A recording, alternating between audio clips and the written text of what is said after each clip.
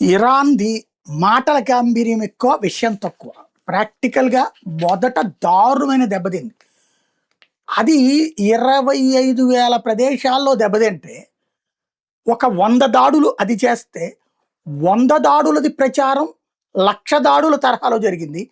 25,000 దాడులు దెబ్బతిన్నటువంటిది కాస్త 10 అన్నట్టు ప్రచారం చేశారు. అది ముస్లిం సామాజిక వర్గానికి సంబంధించినటువంటి వాళ్ళు సోషల్ మీడియా కావచ్చు, లేదంటే యాంటీ అమెరికా, యాంటీ బ్యాచ్ అంతా కలిసి చేసినటువంటి ప్రచారం. ఎవరు నష్టపోయారు? అమెరికా దేశానికి ఏమైనా నష్టం జరిగిందా? ముస్లిం దేశాలే నష్టపోయినాయి.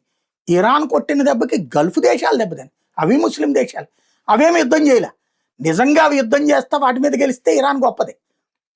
ఇజ్రాయెల్ ఏం పీకలేకపోయింది, కొన్ని దాడులు మాత్రమే చేయగలిగింది.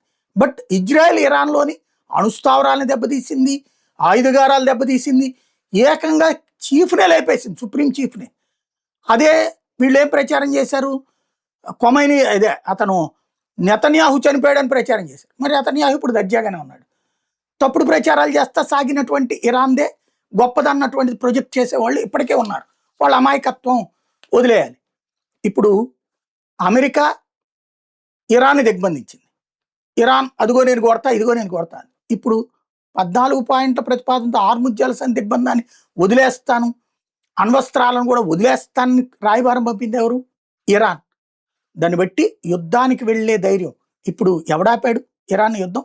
అమెరికా తనంతట తన కాల్పుల వివరం ప్రకటించింది. ఇరాన్ చేయొచ్చు కదా, ఎవడాపుతున్నాడు? దొంగ దెబ్బ తీయడం తప్పించి డైరెక్ట్ దెబ్బ తీయడం చేత కాదు. ఇజ్రాయెల్ డైరెక్ట్గా దెబ్బ ఏమైనా తీయగలుగుతున్నారా?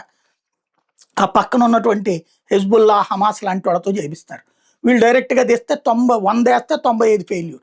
అదే ఇజ్రాయెల్ వీళ్ళ మీద 100 వేస్తే 100కి 100 సక్సెస్. అది తేడా.